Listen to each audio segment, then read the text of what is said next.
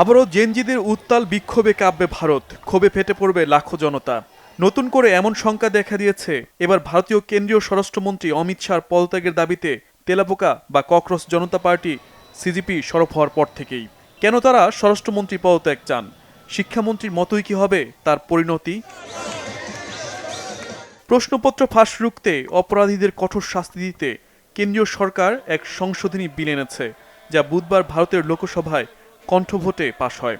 সেই বিল নিয়ে বিতর্কের সময় লোকসভার বিরোধী দলীয় নেতা রাহুল গান্ধী বলেন, শিক্ষা সংস্কার আন্দোলনে গেল ২০ জুলাই বিক্ষোভকারীদের ওপর দমন পীড়ন এবং গুলি ছোড়ে পুলিশ, আর ওই নৃশংস কাণ্ডের জন্য পুলিশকে নির্দেশ দিয়েছেন ভারতের কেন্দ্রীয় স্বরাষ্ট্রমন্ত্রী অমিত শাহ।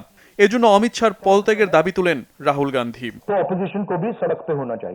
কংগ্রেস নেতা রাহুল গান্ধীকে সমর্থন জানিয়ে এবার সিজিপি মুখপাত্র সৌরভ দাসও সামাজিক যোগাযোগ মাধ্যমে সোচ্চার হয়ে ওঠেন। সাম্প্রতিক বিক্ষোভে আন্দোলনকারীদের ওপর পুলিশের দমন পীড়ন এবং গুলি ছোড়ার ঘটনায় সরাসরি স্বরাষ্ট্রমন্ত্রীর দিকে অভিযোগের আঙুল তোলেন তিনি। বলেন, প্রতিটি জীবনের মূল্য আছে।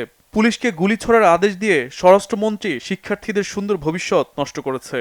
এই নৃশংস কাণ্ডের জন্য অবশ্যই স্বরাষ্ট্রমন্ত্রীকে জবাবদিহিতার আওতায় আনার দাবি জানান সিজিপি মুখপাত্র। স্বরাষ্ট্রমন্ত্রী অমিত শাহকে নিয়ে সিজেপি মুখপাত্র সৌরভ দাস এবং কংগ্রেস নেতা রাহুল গান্ধীর দাবির বিরোধিতা করেছেন বিজেপি নেতা কিরেন রিজু। অমিত শাহ গুলি চালানোর জন্য পুলিশকে নির্দেশ দিয়েছেন, এটি প্রমাণ করার জন্য রাহুল গান্ধীকে অনুরোধ জানান তিনি। নতুবা মিথ্যা দাবির জন্য রাহুল গান্ধীকে ক্ষমা চাইতে হবে অমিত শাহর কাছে। Shahid Arafat, Bangla vision news desk.